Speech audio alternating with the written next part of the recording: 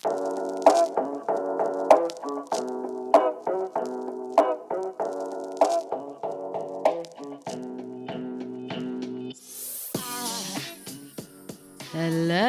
and welcome to WTF Stories and Advice. I'm Louisa. And I'm Caroline. I feel like it's been a while since I've been in this lazy boy. I know, you keep going away and leaving me alone. I had to do one with someone else. I was in Sydney and then I was in Christchurch. Now I'm back and I'm here for good for a while. Yeah, till next weekend. I'm just going to stay in this lazy boy till the next podcast. Oh, you can't admit I have a lazy boy. That's just embarrassing. It actually is embarrassing. Oh. It reminds me of something that would be in the Playboy Mansion. Oh, God. It's comfy though. It's not that bad. It's comfy. I tell you, yeah, how my friends who are interior designers and they see my office and they were like, my eyes are bleeding. I think my eyes have herpes now from your fucking chair. And I'm like, It's even like a nice kind of like beige. It's comfy though. I'll give you that. Okay, I apologize. I love the lazy boy. It's ugly as fuck, but that's all right. Because I have to hypnotize people. Yeah, so it needs to be comfy. Yeah. It's all about comfort. It's like is. Crocs. I'm actually wearing Essex, which are like hideous sneakers, but God, they feel like pogo sticks or clouds. Honestly, I could run and walk for miles in these. I'm just like shoving them in your face. Thanks for that. That's great. I don't have a foot fetish, so it's all good.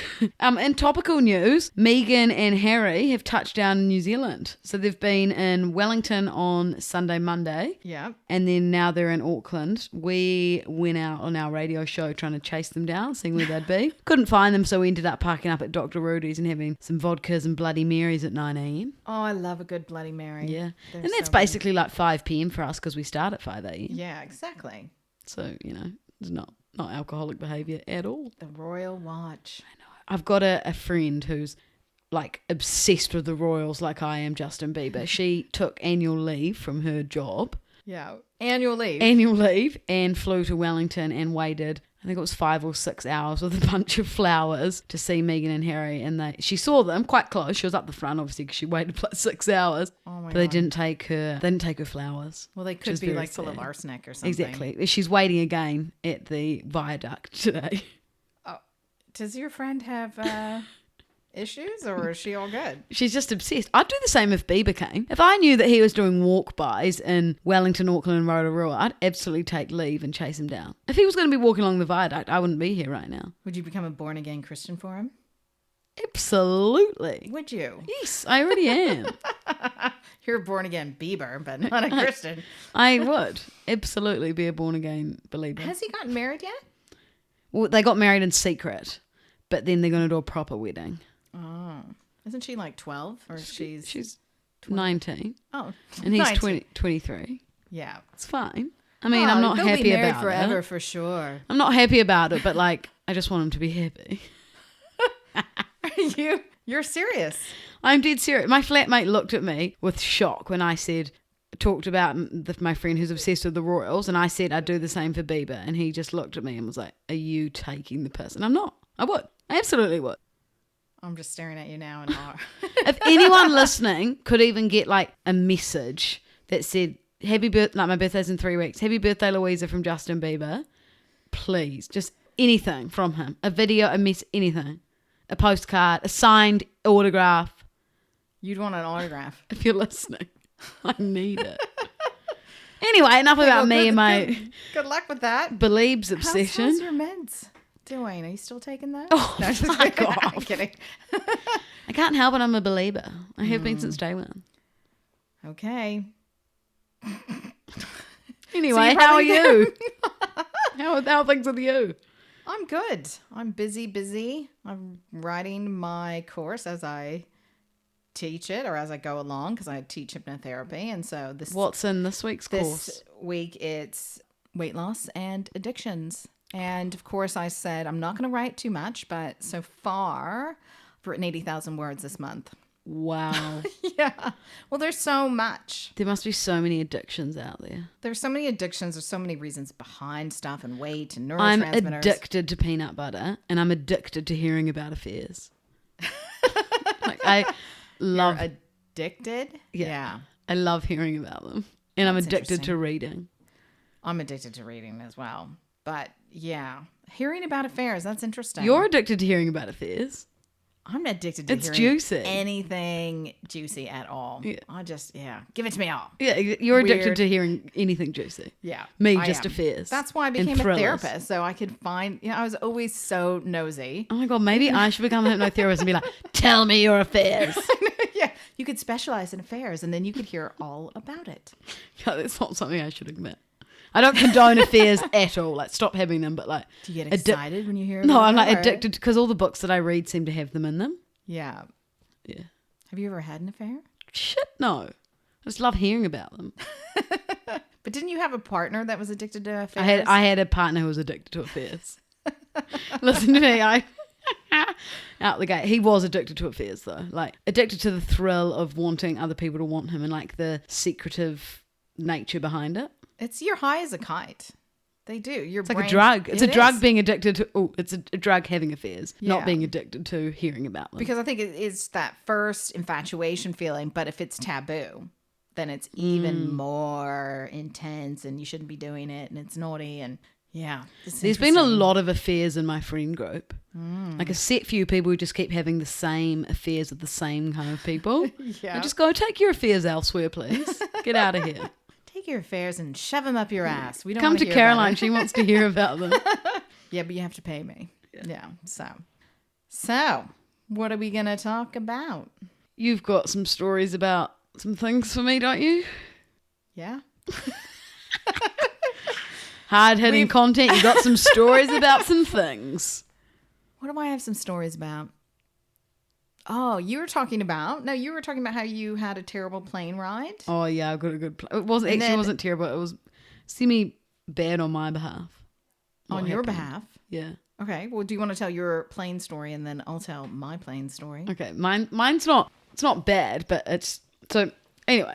Remember last time we spoke on the podcast, you told me to read the book Sharp Objects. Yes. Okay, fuck me. I know. That is the most lit up book I have ever read. Well, I'll have to read it. I haven't actually read it. Oh, have you seen the series? Yes. Oh, okay, I need to watch the series now. You need to watch the series. So the young girl, I don't want to Yeah. give away too much, but what's she like in the series? Emma. Sweet, innocent, beautiful, very, but a little naughty, like goes out at night. Yeah. Yeah, is like the perfect younger sister. It's there's so many twists. You have to watch. Sharp Oh my Objects God, and the read book. twist. So as you can imagine, I'm on the plane back from Christchurch to Auckland. Sitting there, there's me, an empty seat, and then a girl next to me. And I am just engrossed in my Kindle. Like, you can't pull me away. Someone could have, like, shaken my head and I wouldn't have even looked. It was like I was in this another world. Yeah. Anyway, so I've got about 9% left in this book. So I'm like, oh my God, page by page by page. Yeah. And then I look up for a second. I'm like, hang on. Where's the girl next to me? Yeah. Then I start to see all the air hostesses coming down my end, like ambulance, like medical people, and I'm like, what the fuck is going on while I've been in my book? Turns out she's down on the ground vomiting. Like she'd felt Right next to you. Right next to me. Right next to me. She had a bag, like it was on the ground, all like blankets on her. She was spewing. I don't know if she was hungover or if she had some sickness or anything.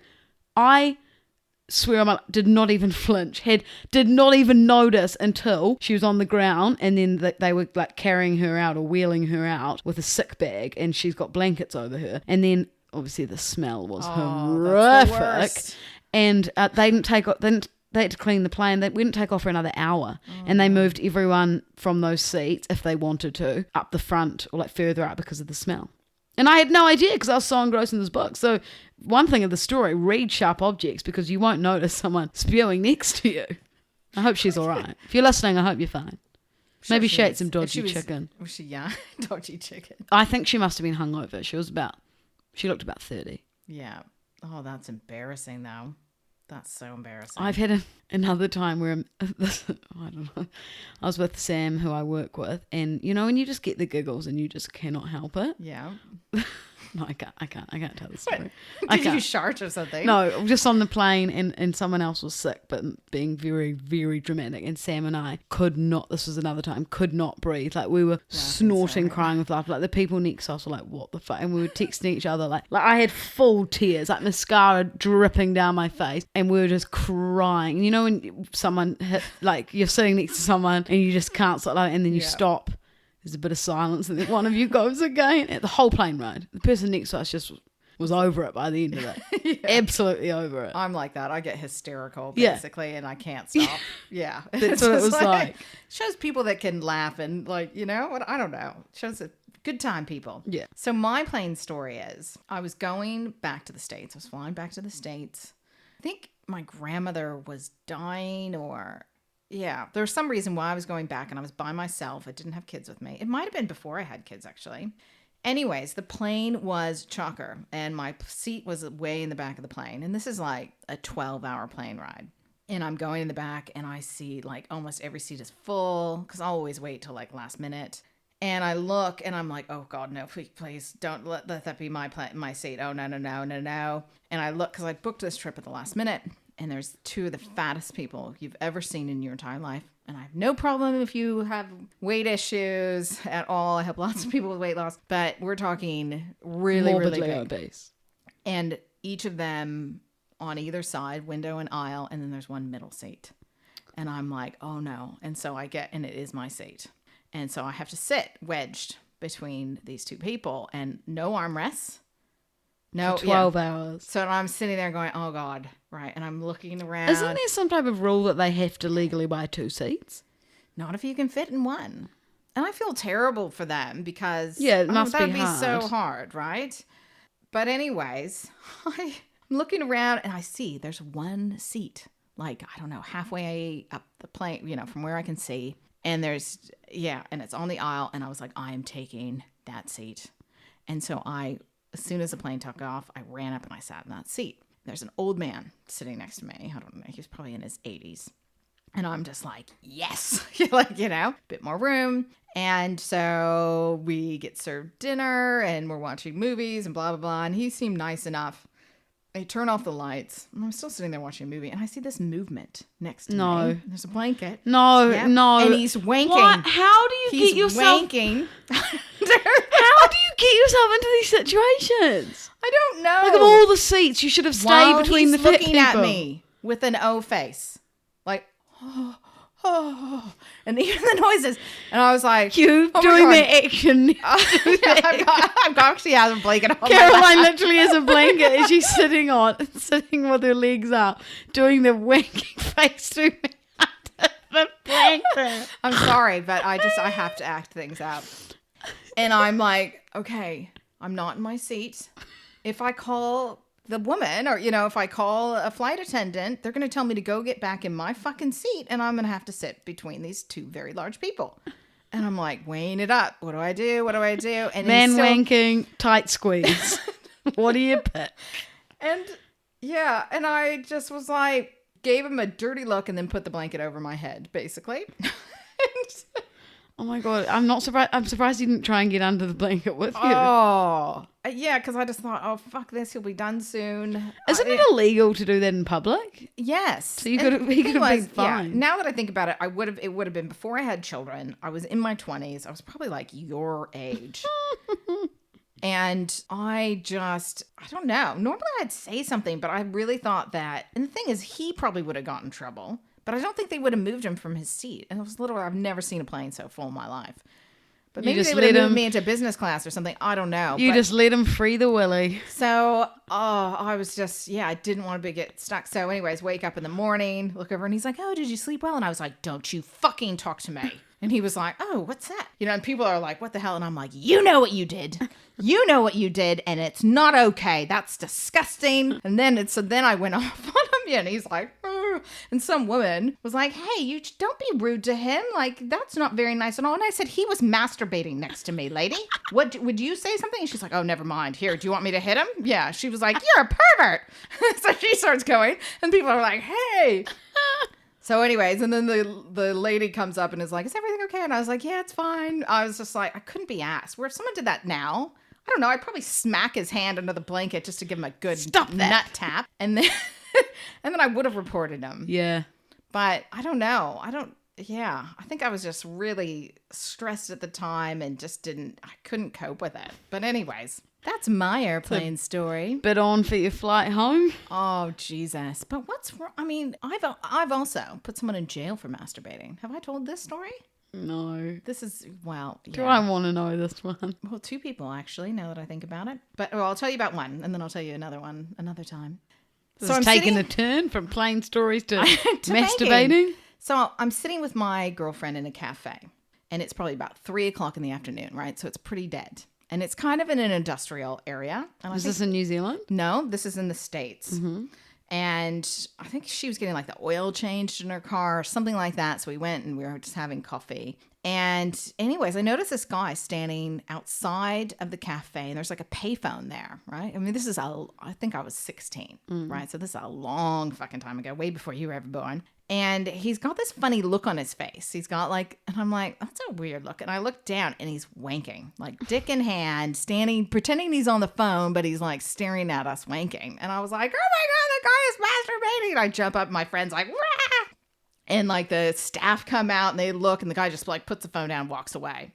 And my girlfriend, her dad was a homicide detective. Oh no. So she's like, and we're like 5 minutes away from the station. So she's like, I'm calling my dad. So she calls her dad and is like, Dad, this man is masturbating. So 6 cop cars come screaming up. And the waitress was like, I know him. He's a mechanic. He works next door. And so he works at the place where we dropped the car off. Oh my God. So, like, be discreet if that's what you're into. Like, clearly you're going to get caught, mate. Anyways, yeah, we had to do the whole lineup thing. My friend picked the wrong guy. But of course, that poor guy was like, it she's wasn't me. Yeah, I know, but I got the right guy and was like, absolutely, that's him. Anyways, it was his second offense. Second time he had done it. He'd already been arrested for it. So he ended up going to jail, I think, for 6 months for, I don't know, indecent exposure and masturbation in public. And we were minors, right? So, yeah. And I guess the person he'd done it before had been like 12 or something. So yeah, he went to jail, and it was really sad because his wife was pregnant with twins. And it was like, God, poor lady. Like, yeah, it was terrible. But anyways, yeah. Oh, that story took a turn. I know. Sorry. And then the last podcast that I did with Angelina, I did talk about how I put pedophiles in jail, but I'm not going to tell that story today because that's just too much of a fucking bummer. Yeah. So on that happy note, what else should we talk about? I feel like a lot of people my age will often get into a relationship and just sabotage it without even realizing, like little things. It's like they almost do it because they're not sure if they want to be in this relationship. Yeah, totally. Do you think that's quite a common thing? Maybe I even think people that's common at your at age. every age. Yeah, it's almost like people get scared. It's like, especially to men, I think they have this thing where they think, oh, relationship means all these boundaries and rules, when it's not really like that. Well, it depends on who you go out with. True. And I think that's people who sabotage more have that insecure attachment type, which we've talked about in other podcasts. Yeah. So anyway, how do they sabotage? So there's the 10 most common ways people can sabotage their relationships. Number 1 is you're looking for someone to complete you, which is so true.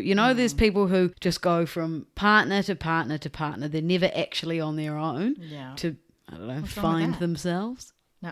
You're like, huh? Like, I've never single. I've been single for like a month. Once. You're like, this one time for a month I was on my own. To be fair, I'm quite bad. I'm a serial dater. I'll just be like, whoops, I tripped and now I'm in a relationship. Dick. No, sorry. Wow, that took a turn. I don't know what you're doing in your time on dates. You fast forward the relationship and push too hard too soon for commitment. Yeah. Girls always do that. They're like, what are we? Are we boyfriend and girlfriend? What is this? It's like, just let it roll out, would you? Oh, and yeah, that's a very masculine energy type of thing to do, to like be leading the relationship and trying to progress it. I think women should not do that. I think you let the guy lead it. And if he's not leading anywhere, fucking get rid of him and get a new guy. Yep. Because that guy's never going to lead you anywhere you want to fucking go. Because he's a fucking loser. No. Bad boys. You always want or one. He doesn't want to progress a relationship. So. Yeah. Or he's not that into you. It's a movie and a book. It's a great one. You undervalue yourself. You know, people who are super critical, putting themselves down, they're not able to accept a compliment. Oh. That makes it hard to be in a relationship with someone who's like that. Definitely. That's annoying. You choose emotionally unavailable people. Yeah. Classic. Hello. Yeah. Absolute classic. All the bad boys, the people who've just come out of relationships, the ones who, that classic, I just don't do relationship types. Yeah. Whatever people tell you, believe them. Like, yeah. Yeah, if Not they always. say that they're a bad boy, or if they say that I don't do relationships or They don't. whatever, don't. Yeah. Don't. You can't think you're gonna- change No. No. you're insecure and jealous. Now that's a huge one, obviously. That's going to put us Yeah. old spanner in the relationship. Yeah, totally. And everyone is insecure and jealous to a point. To a point. I think it all depends. I mean, yeah, if you have someone who doesn't give you reason to be insecure and jealous, I think that's good. I think if you have that within you anyways, it's going to come out. But I think some people are experts at triggering that off. I know I've certainly dated people that I'm just like, this is not me. What the fuck is wrong with me? And it's really, they're just... I've 100% Yeah. been with people like that. And it's like you turn into someone you don't want to be because they make you insecure and jealous because Yeah. they're addicted to affairs. Exactly. You keep trying to change them. Like we said, if they don't want to change... People don't change, and I'm in the business of change. Yeah. You think how hard it is to change yourself, you know, like one small thing about yourself. Think how hard it is to change someone else.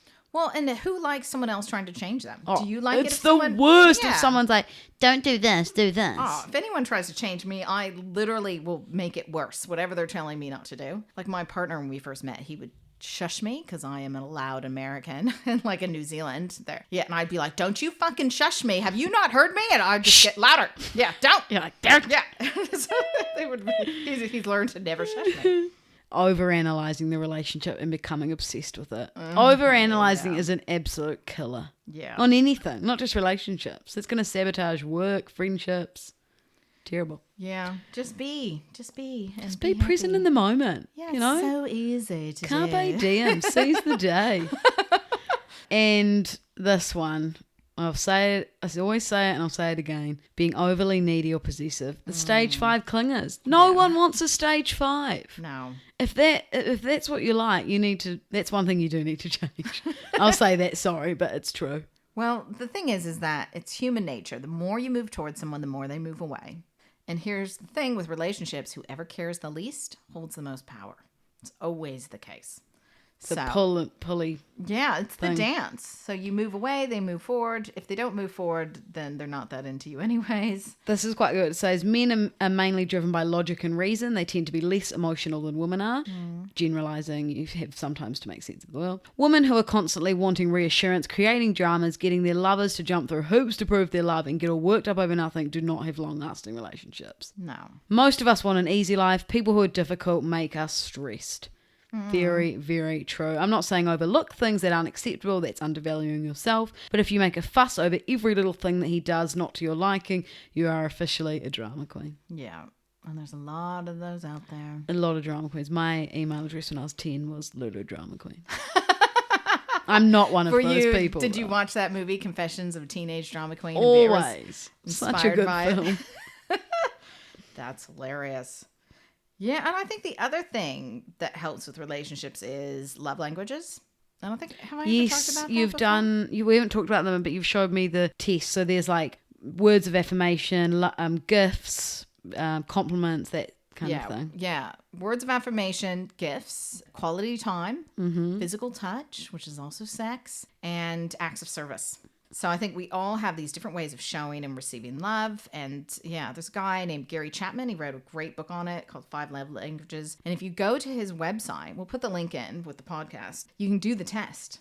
And you can do it if you're single, you can do it in a relationship. And it's really interesting if you've got a partner to have them do it as well. And then it's like, because if you're like, let's say for me, I'm a words of affirmation person. We did mine and I was words of affirmation and quality time. Yeah. Were my top 2. And I think I'm quite similar. I think I'm words of think you were the affirmation and acts of same. service. Yeah, and then Service? quality time. Fuck you, bitch. She just made a blowjob face at me. Yeah. No, I did not. Yes, you so fucking did. And yes, that is an act of service. Hey, everybody likes oral sex, and if they don't, they're a fucking animal that just is weird. That's just my opinion. Now I've been totally distracted. Sorry. Words of affirmation and quality time. Yeah, so it's just interesting to see, like, yeah, for me, words of affirmation. But yeah, what you're talking about would be more under physical touch as well, but acts of service too. But yeah, like for me, I need someone to compliment me or tell me I'm doing a good job or use your words like a grown up. Me too. But yeah, but if someone's not that, then they're not going to really, they don't think to do that. They don't do it. And they don't really like it when you do it to them. So they're like, why would I do that? You already know. You already know I love you. Yeah. You already know you look good. No, why do I need to tell you that? And so, not that you can't be with someone who doesn't have the same love language as you, but you need to kind of compliment each other. Yeah, you need to learn to speak the same language, or at least show your partner that way, and also see when they're trying to show you love. But yeah, it's interesting. There's so much to relationships. It's a fascinating topic. It's not just love, is it? Love is blind. Love is fucked. That's what I say. No. Great. Cheers Really for the positive. motivation. Got a long love life ahead. Yep. So, I'm on a diet. What diet? I'm doing the keto diet. Is that like no ketogenic. carbs?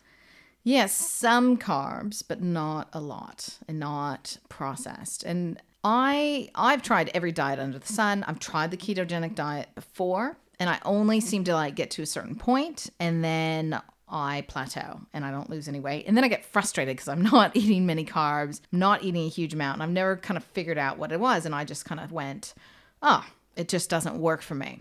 But I've been writing this course, and I know I've got this association with, if I am writing and working a lot, then I kind of regressed until how I was in uni. Because when I was in uni, I just ate sugar constantly, and that kept me going and I could focus. So the past few months with having to do all this writing, I started eating sugar, and it just kind of like spiraled, and I was like, holy shit, okay, I got to get this under control. So I'm like a weight loss expert, right? Like, yeah. Sugar's addictive. Tell everyone sugar's addictive. I do weight loss for a living. People pay me a lot of money to consult, and they lose a lot of weight. But so I'm like, right, okay, that's it. I did some hypnosis on myself. If you want to listen to some weight loss hypnosis, you can listen to my YouTube video. I need to get off the sugars also. Oh, yeah. So did more research into the ketogenic diet, because that's what I've been advising my clients to do, and they're losing like 30 kilos or like can 70. I lose 30 kgs? You would, if you lost 30 kilos, you'd be a skeleton. So anyways, Okay. Yeah, but it's really interesting. So with the one I'm doing, it's called the ketogenic switch, and it's this woman that's considered one of the world authorities in ketogenic diet, and she lives in like Hamilton, New Zealand, right? Mm-hmm. But the key with keto is you can't have too much protein. And that's the thing, that the mistake I've always made is I've eaten all this protein. I've been eating like protein morning, noon, and night, and just like not gorging myself on it, but eating it a lot. Mm-hmm. And what I've realized is that's why I've been plateauing. You get to a certain point, and then it's just like, nope. But see, well, if you eat above a certain amount of protein, your body turns it to glucose.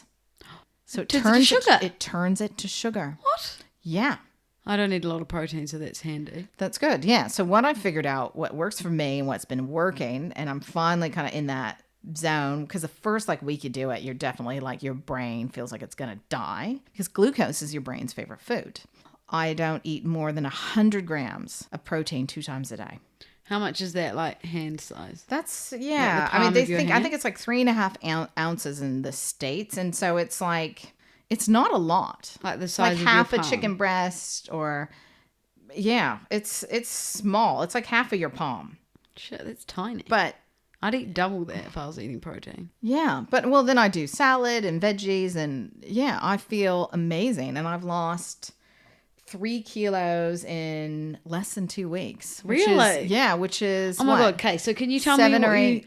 7 or 8 pounds? Can you something tell like me what you eat breakfast, lunch, and dinner? Give me an exact meal plan so I can follow it. that? Okay. Sometimes I don't eat breakfast, because So you that's what this fast? ketogenic switch woman says to do, is don't eat breakfast. You eat approved fruit around, 10:30. And is that fasting like 14 to 16 hours? Yeah, so I don't eat past like 7 would be the latest. So yeah, a lot of days I'll keep my window of eating between 12:30 and 7 p.m. Yeah. And so on the days that I don't eat breakfast, I'll have like 100 grams of salmon. And smoked salmon is really good. Or you can get all kinds of salmon from the grocery store, but it's already pre-measured. And so you just put 100 grams of that, or I'll do 100 grams of prawns or 100 grams of chicken. For me, at the moment, I'm staying away from red meat because I find red meat feels quite heavy. But I'm an A blood type. A blood types don't process red meat very well, whereas O blood types can eat it all day long and it tends to speed up their metabolism. And then I normally have a salad and just with like lettuce and spinach and cucumber. And that's about it. And About 10:30. No. This is at lunchtime. I eat that at lunchtime. Yeah. And then I eat like the same for dinner. And I'll have like broccoli salad. You chop up broccoli with like a little bit of mayo and some nuts. Sometimes I'll put some like dried sugar-free cranberries in it. Yeah, but it's just getting out the sugar, the wheat, the dairy. I'm not having dairy either. Nothing processed. Nothing processed, really. Like mayo you could consider processed, but a lot of times I'll make my own mayo. Mayo's really easy to make if you have one of those immersion blenders. You just stick an egg and some light olive oil and a bit of vinegar and it's like done. On the days I do eat breakfast, I just have a protein shake normally, or I'll have chia pudding. You just take almond milk, chia seeds, let that kind of soak, and then I just add berries on top of it. And that's it. It's very simple. It all sounds very nice. And it's good. Yeah. I feel like I naturally eat like that. I think I just would never be able to lose weight. I think I'm just stuck. No, I don't. Well, that's a belief. True. That's a belief. Get rid of that. Yeah. And I think a lot of times it's interesting is I'll get clients that have been following the most perfect diet you ever could imagine. I think, but their metabolisms are screwed from years and years of dieting. And that's the other thing. There's this really interesting experiment they did years ago. It's called the Minnesota Starvation Experiment. And they did this in the 40s. And it was basically after World War II and all these starved people from concentration camps. And they wanted to kind of figure out the effects that starvation had on the diet, the body, and what you could do to rectify it. So they took 36 healthy men between the ages of 22 and 33 with no previous health problems. And they were all conscientious objectors to the war, right? So they were being kind of punished. So these 36 men they picked were considered the most healthy and physically fit ones of all the people that they could pick from. So they were in a controlled study for 6 months, which 6 of those months, their diet was restricted to the starvation amount of, guess how much? What would you guess of the starvation? 900 calories. 1,600 calories. That's not even that low. Yeah. So, 1,600 calories. So the results were just insane. After only a few months, they became completely obsessed with food, thinking and talking about nothing else. They became angry, depressed, hopeless. They had no sense of humor. They began stealing and hoarding food, as well as anything else they could get their hands on. A lot of them started smoking when they weren't smokers before, biting their nails, and drinking coffee so excessively they were limited to 9 cups a day. 9? 9. You because wouldn't sleep. Because they wanted more. They were so hungry. And then they would some of them started breaking into the kitchen and binge eating and eating all the food. And then they would vomit. So some of them became bulimic and they were trying to do whatever they could to get food from other people. So after the study finished, the binging became even worse. Some of the men started eating up to 10,000 calories a day and just then binging and purging, becoming bulimic. And so afterwards, they studied, when they followed up with them, on average, their metabolism was 40% lower. Really? On average. So the moral of the story is diets fuck you up, basically. Yeah. And we eat too little. And I think that's a big problem. People have a fear of food almost. It's like they think that food's going to make them gain weight. Yeah. I get all kinds of clients that are, they're like, I can't eat more than 1,200 calories a day or I'm going to get fat. But it's interesting, with the World Health Organization, when they do food packs, they give something like 2,600 calories allotted for men and something like 2,100 calories. It might be even 2,300 calories a day for women. That's what they consider the proper amount of food healthy for a grown man and a grown woman. And that seems like a lot when most people would be having 1,200, 1,500 or girls. Yeah. Most women think they should eat around 1,200 calories a day, which is insane.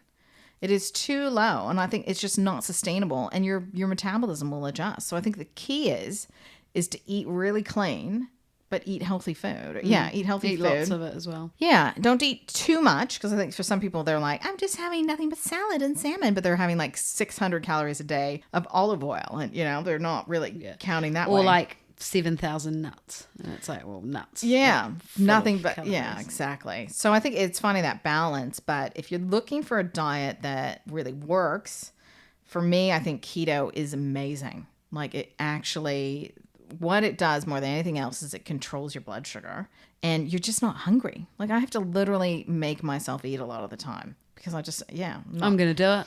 Whereas, before. Can you send me this diet? Well, technically I can't, but I can tell, because I bought it. Oh, okay. But you can tell me. I'll tell you where you can buy it, and I can tell you about it. Yeah. Perfect. But I'm actually writing my own diet at the moment based on, because I think there's things that work in that, and then there's other things that I've tried, and So I'm making a program as you speak. And then by Christmas, I'm going to be super skinny, and I'm going to sell my diet everywhere. New me who dis. New me who dis. I love that. So, yeah. I think that's all we have to talk about today, isn't it? I was going to tell a story about a butt plug finish, but I think I might. That. I'll save that one for another day. We've talked about masturbating. Maybe we just hold off on the butt plug. But I do have a good butt plug story. Can't wait. So, yeah. Thank you for tuning into WTF Stories and Advice. We'll be back same place, same time next week. And if you've got stories for us, email us wtfstoriesandadvice@gmail.com and give us a follow on Instagram. Louisa DD, LUISADD, and Caroline Cranshaw. Yeah. Thanks for listening. Bye. Bye.